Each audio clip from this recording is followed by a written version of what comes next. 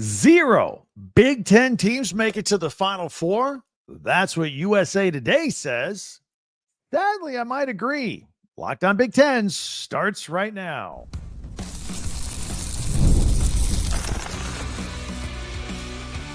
You are Locked On Big Ten, your daily podcast on the Big Ten Conference. Part of the Locked On Podcast Network, your team every day.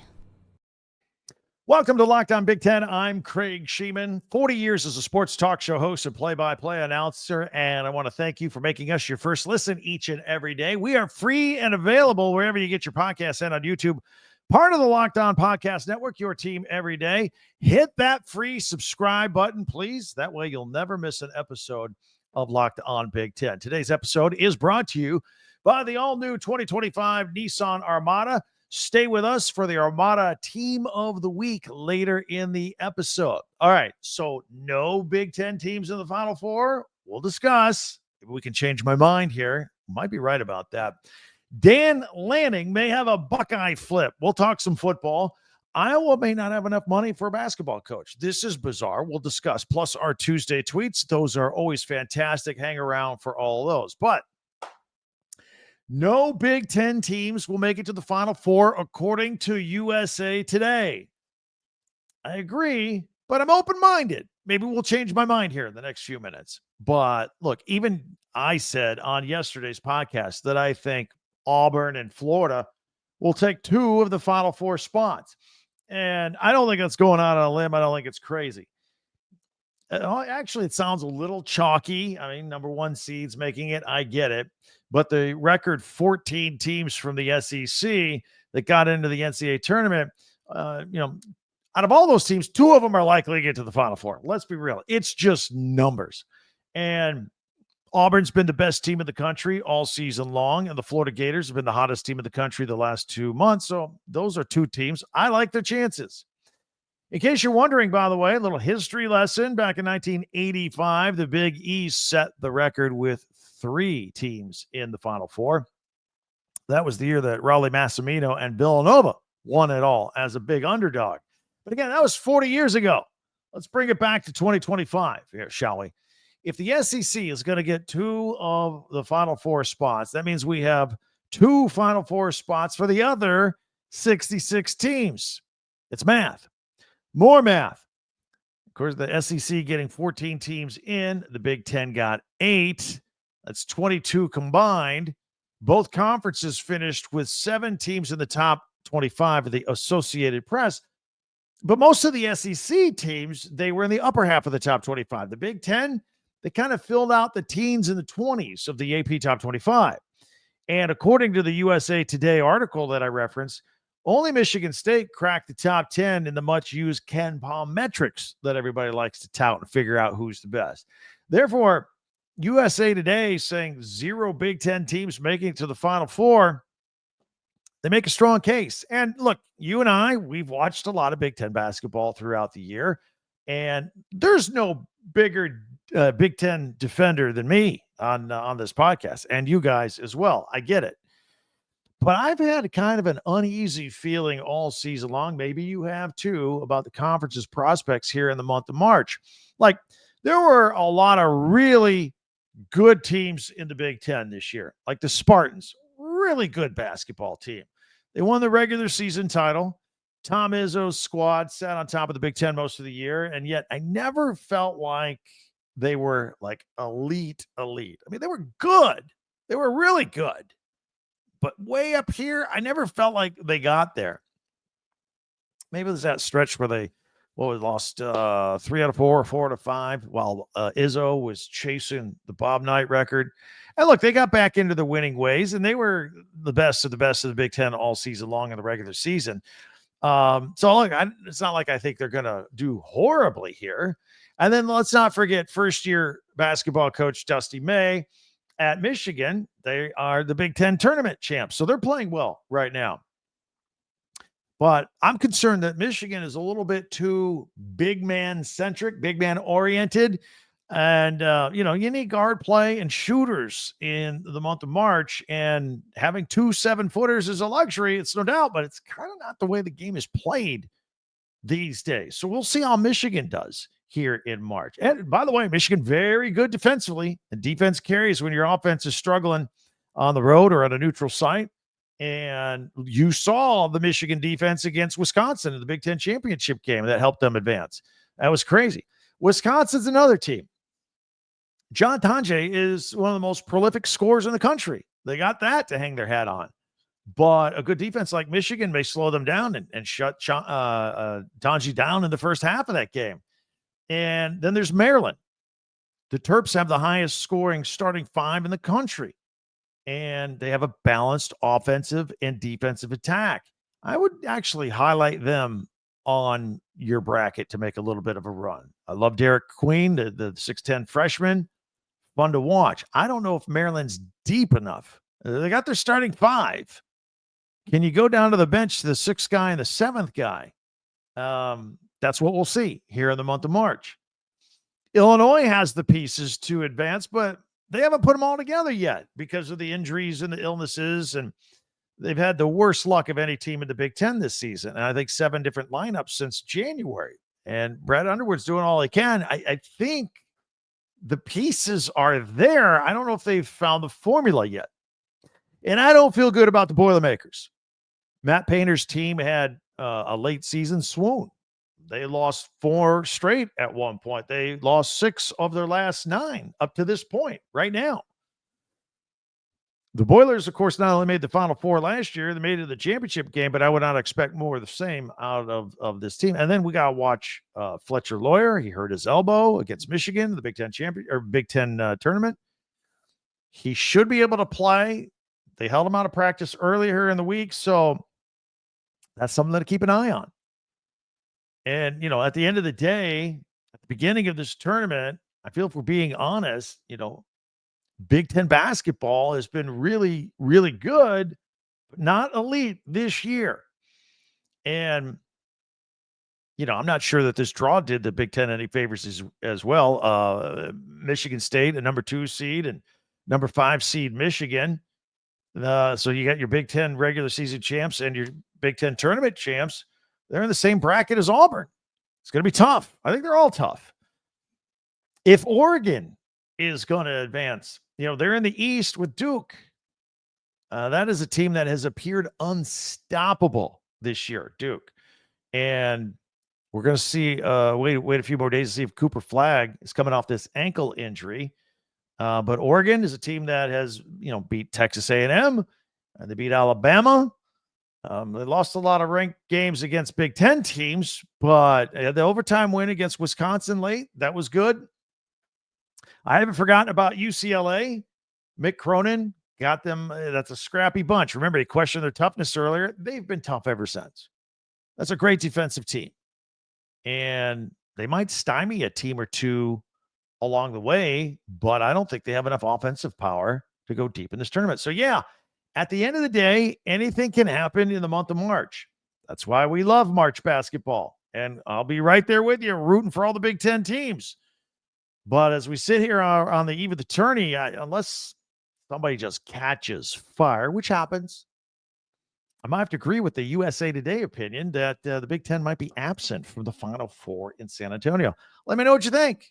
Might be some ruffled feathers out there. Comments, love to hear from you if you agree or disagree. Hey, be sure no matter what, you hit that subscribe button. It's free. It takes 1 second. You just click the button. You can follow Locked On Big Ten for free wherever you get your podcast. That way you'll get the latest episode of this podcast as soon as it becomes available every day. You won't miss it. And if you don't mind, also share, like, and follow, please. And don't forget to pick up your Big Ten gear. We've got links on our website, talkbig10.com. All of our podcasts go there, and you can buy School Spirit shirts and T-shirts and hats, all that right there at talkbig10.com. All right, lots more to get to here. First of all, we're gonna talk some football. You know, this is a football-centric podcast. We got all this basketball going on, which is great. We're never too far away from football as well.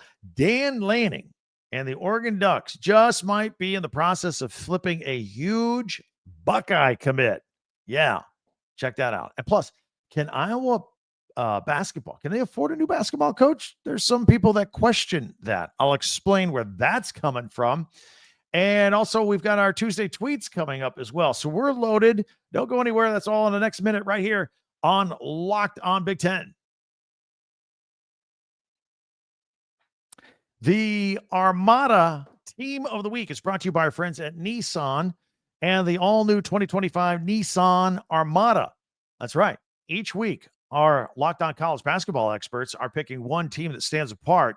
From top-seeded stars to the unexpected upsets, these guys showcase the strength and the sheer power needed to push their team forward. And this week's Armada and clear-cut Team of the Week is the Florida Gators. The Gators, led by Walter Clayton, 17 points a game, just dominated the SEC tournament, winning each game by at least 9 points. Not only did Florida grab the fourth number one seed, but they are also the nation's most efficient offense. When it comes to the Nissan Armada, they say go forth and conquer, and that's exactly what the Florida Gators have done. It's clear that our Team of the Week is out here ready to conquer the road, ahead with confidence, just like you can in the all-new Nissan Armada or any of Nissan's outstanding vehicles. Take the Nissan Armada, the Rogue, the Pathfinder, and go find your next big adventure. Shop NissanUSA.com. So life moves fast, especially when you have a family. And one day you're watching your kids take the first steps. Before you know it, they're off to college. And that's why securing their future is so important. Fabric by Gerber Life makes it simple to get term life insurance that fits your family's needs. With Fabric, you can apply for term life insurance online right from your couch. You can be covered in 10 minutes. And in many cases, no health exam is required. As a parent, it gives you peace of mind that your family is financially protected no matter what happens. Fabric also offers free digital wills and access to investment accounts to help you plan for your children's future. Join the thousands of parents who trust Fabric to help protect their families. Apply today in just minutes and meet fabric.com at /LockedOnCollege. That's meetfabric.com/LockedOnCollege. Policies issued by Western Southern Life Assurance Company, not available in certain states. Prices subject to underwriting and health questions.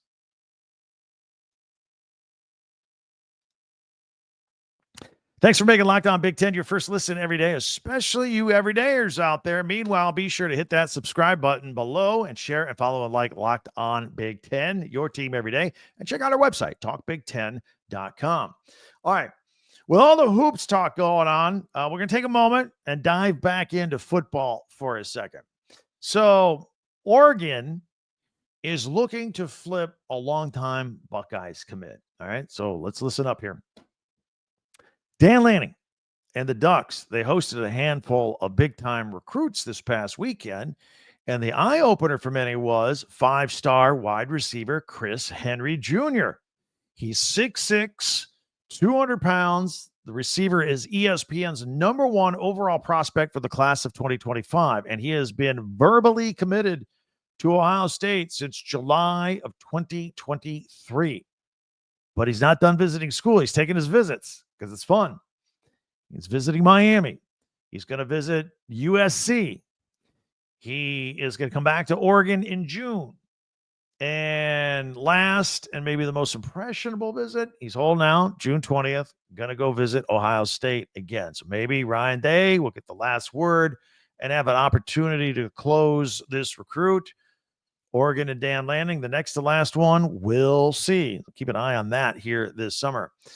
Meanwhile, let's go back to basketball for a moment. You know, Iowa, almost no matter the sport, it seems like they like to keep their high-profile coaches for a long time, like Kirk Ferentz.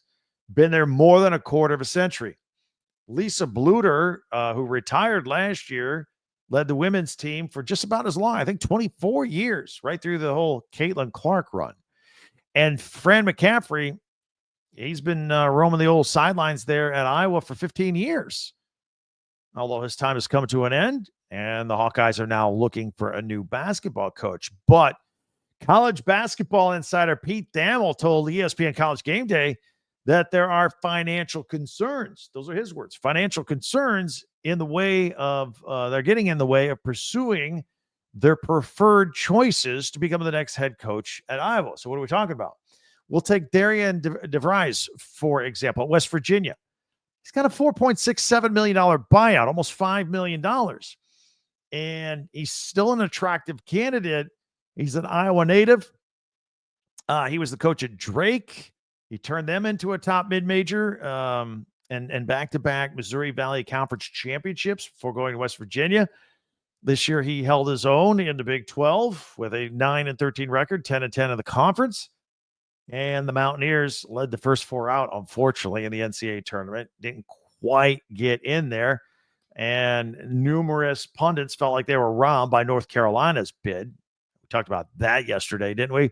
By the way, Drake's current coach, Ben McCollum, he seems to be drawing interest from Iowa and Indiana, who have a job opening as well.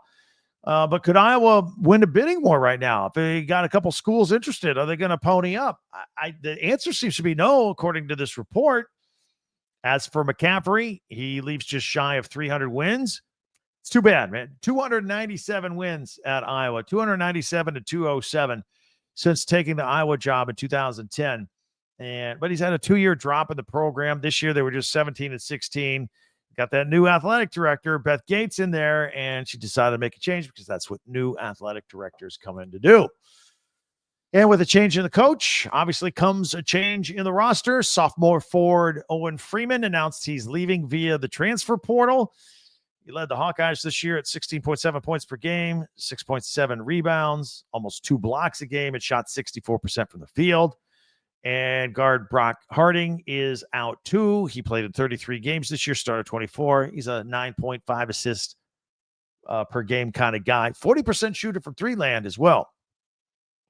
So a lot of turmoil going on with Iowa, and going to be just as so. There's 3 basketball coaching openings in the Big Ten with Iowa and Indiana and Minnesota. So we'll see how that plays out. Meanwhile, here we are today. It's Tuesday. The tournament is here. Got a 16 seed play-in. I still call it a play-in, not the first round. St. Francis versus Alabama State. That's tonight, 6:40 on True TV. Then a couple of 11 seeds going at it. North Carolina. Maybe they got West Virginia spot. Maybe they got Indiana spot. Anyway, they're in. Those schools I mentioned aren't in. But a questionable resume for North Carolina. So they better win tonight and put their money where their mouth is. Taking on San Diego State. That's at 9:10 Eastern, 6:10 Pacific on True TV. By the way, tomorrow we continue with the play-in rounds. A couple of 16s going at it. Mount St. Mary's taking on American University. That's at 6:40 on True TV. And then the nightcap Wednesday night. Couple of last 4 ins as well. Xavier versus Texas. That's at 9:10 Eastern, 6:10 Pacific on True TV. And then we dial it up. We get going right out of the bat early on Thursday. We've got Purdue representing the Big Ten with their early 12:40 in the afternoon game on True TV against High Point. That's a 4:13 game. Purdue has had a hiccup or two in early rounds, so keep an eye on that. We'll see about the Fletcher Lawyer elbow situation. He was, by the way, cleared to come back into the Michigan game and did for a minute, but then sat the rest of the way. And again, Matt Painter's team had a stretch where they lost 4 and lost 6 of the last 9. We'll see how they do. And one other note, of course, also on Thursday, Wisconsin will be in action early at 1:30 Eastern against 14 seed Montana. The Badgers are Big Ten runner-ups. They can score. Montana comes in hot as well. Wisconsin coach Greg Gard said something interesting. He's very proud of this group. And some pundits, not me, some pundits only picked Wisconsin to be 12th in the Big Ten this year. And, now they've won 26 games. They're a 3 seed, which ties for the highest seed on Gard's watch. He's very proud of that. And while they are playing Thursday, Gard feels that teams that play in their conference finals on a Sunday, like in the Big Ten and the SEC, they should, for example, they shouldn't have to play right away in the NCAA tournament on Thursday. They should get the Friday game. Makes sense, but, it's an interesting point.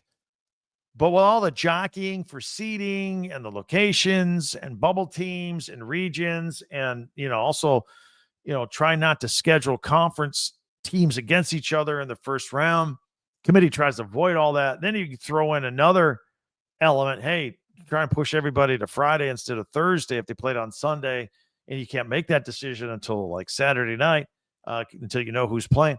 It's too much. I don't think they'll ever do it, but it's a good idea, I think, anyway. Anyway, those are a couple of the early games to get us going. And in yesterday's podcast, we ran down a preview of all the Big Ten teams, men and women. If you want to go back and check that out for a second listen when we're done here on Locked On Big Ten. In the meantime, we like to close out with some features. We got our Tuesday tweets. That's coming up next.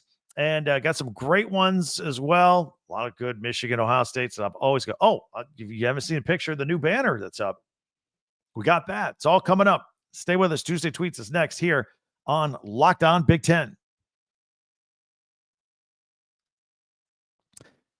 Scaling your business requires the right expertise at the right time. With Upwork, you can find specialized freelancers in marketing, development, design, and more, experts ready to help you take your business to the next level. Upwork gives businesses flexibility by connecting them with top freelance talent across multiple industries, including IT, AI, web development, and marketing. Whether you need extra hands for a project or a long-term partner, Upwork makes hiring simple and affordable. You find the right talent to help you out with a marketing campaign, for example. They can connect you with a freelance expert who will deliver just incredible results for you. It's fast and easy hiring. It's a process. It's free and simple to post, and it's cost effective. So check it out. Visit Upwork.com right now and post your job for free. That's Upwork, UPWORK, Upwork.com, Upwork.com to connect with top talent and grow your business today with Upwork. The NCAA Tournament is here, and so is the Bracket Breakdown. Locked On Podcast Network and Amazon Fire TV channels are teaming up to deliver NCAA Tournament coverage like never before.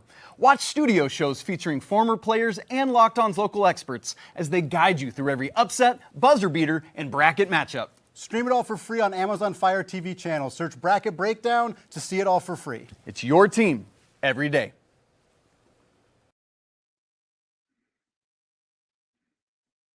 Welcome to Locked On Big Ten. All right, we're going to close this out with our Tuesday tweets. I always have fun with these. This is one of my favorite ones that we have, these features that we do at the end of our podcast each and every day. I'm going to go full screen and put these up here. If you're audio only, I will describe them in detail for you so you don't miss out on anything. This one is from at Barstool, Michigan. It is Dusty May. It says, winning the Big Ten isn't for everyone. Dusty May is the first coach in Big Ten history to win the Big Ten in his first year. So congratulations there, winning the Big Ten tournament. Meanwhile, here's good old swanky Wolverine, SpongeBob, sleeping well at night with his Michigan covers on his bed and his banner, holding on to the Big Ten tournament championship, just snoring away. Meanwhile, here's more from Swanky. This is a scene from Saturday Night Fever, with John Travolta walking to the music at the beginning, except Dusty May's head is superimposed. He is, if you play this video further, he is holding the Big Ten tournament trophy as well. It says Victory Monday. Congratulations. All right. By the way, I like this one, so I pulled it. It's from at Rose Bowl game. This is another Saturday afternoon without football, but it's only 292 days away until New Year's Day. A picture of the Rose Bowl from outside. Until then, enjoy some scenes from around last year's edition of the Granddaddy of them all. They have some more video montage stuff there, but it's good. Meanwhile, check this out, Buckeyes fan. This is from at Kevin Noon. I could have pulled this from any number of tweets. This is the Buckeyes indoor practice facility, and they have hung the banner, National Champions 2024. That looks good, right? Looks good. Speaking of looking good, here is from Jeremy Birmingham. Some pictures of the practice. One of the first looks at Tavian St. Clair, the 5-star freshman in at Ohio State to practice. His first practice as a Buckeye, letting it sling it there from the end zone. And here's the other one. This is from Chris True saying Julian Sayin definitely looks bigger, and the release is very, very quick. He does look big in that picture. So they're showing some videos. If you want to watch some videos of the Buckeyes practice, go ahead and check that out on Twitter. Here's from at Big Ten women's basketball. 12 Big Ten teams sealed a spot in March Madness in the tournament, marking the most ever for the conference in a single tournament. It's got it out here graphically speaking with the Spokane 1 region with UCLA and Michigan State, Birmingham 2 with Maryland, Indiana, Oregon, and Washington with their logos, Birmingham 3, Ohio State, Michigan, Illinois, Nebraska, and then Spokane 4, you got USC and Iowa in there, all making it. Congratulations. Wishing each and every team there the best of luck. This one is from at Billy Gillespie, and it is a picture of Bubba Cunningham, the athletic director at North Carolina, and a lot of people getting stirred up. We dedicated our podcast to him yesterday. How about the North Carolina athletic director, Bubba Cunningham, making an extra $104,000 for the Tar Heels making the NCAA tournament? Just happens to be the chair of the March Madness committee. Yeah. And the numbers came from a report from 24/7 Sports about his bonus structure. You know, he makes $1.25 million a year, but gets the extra $100,000 if his Tar Heels make the NCAA tournament. And then people are still incredulous that they made the tournament over West Virginia with 6 quad 1 wins. North Carolina had 1, by the way. Ohio State, 6 quad 1 wins. The Hoosiers had 4 quad 1 wins and 0 losses outside quad 1. So, yeah, a lot of people unhappy about it. And they keep saying, oh, he recused himself for any conversation. Yeah, it looks bad. It looks bad. Here's from Awful Announcing. This is my friend and former colleague Sean Farnham breaking down the bracket. His immediate reaction to seeing North Carolina in the NCAA tournament field, he said, this has to be a typo. UNC can't possibly be in the NCAA tournament field. This is an example of why we do not need to expand the tournament, quote unquote. Music to my ears. I did a podcast last week talking about how expansion is wrong. They're talking about 76 teams now. It's ridiculous. Sean's right. I'm right. You're right. Here is from at NCAA Men's Final Four. They just revealed the graphics of the floor in San Antonio for the Final Four. Nice logo at center court as usual. Got some orange and black accents to it, but kind of an aqua border color around all that. Now, for those on audio only, this will be difficult for you. I'm describing as best I can, but yeah, you can look that up. You can find it on Twitter at Men's Final Four. And oh, look at this. My good friends at the Locked On Podcast Network tweeting out last Friday, happy birthday to me. It was my birthday, and I appreciate that. In fact, I like this graphic so much, I decided to close out Tuesday tweets with it. Yeah, I had a great birthday. Thank you for all the Locked On family for thinking of me with that. Certainly appreciate it. All right, that's it for our Tuesday tweets. We're in it now, right? The basketball tournament is underway, and we still have the latest college football news with spring practice going on, and we always appreciate you. Many ways for you to interact with this podcast. First of all, Twitter or X. You can hit us up at Talk Big Ten, number 10. Our website, talkbig10.com. That's the number 10 as well. All of our podcasts go there chronologically. When you're done here, go back and check out yesterday's. I'm telling you, on Bubba Cunningham, it's a great podcast. Check it out for a second. Listen, tell your friends about it. Share. And so we got all that. In addition to that, we have links to if you want to buy some merchandise, shirts or hats, whatever, from your favorite Big Ten school, all right there at one place. Whatever you do, hit that subscribe button for free if you don't mind, and follow this podcast right now on your favorite podcast app and to get the latest episode of Locked On Big Ten as soon as it becomes available every day. You won't miss an episode. And in addition to that, don't forget our friends Isaac Shade and Andy Patton on Locked On College Basketball. This is their go time. It's the month of March. Check them out. Locked On College Basketball on YouTube or wherever you get your podcast. Thanks for checking us out here today. I already can't wait until we meet again tomorrow. Tell all your friends about us, word of mouth, that we're here each and every day. For Locked On Big Ten, I'm Craig Sheeman. We'll talk to you next time.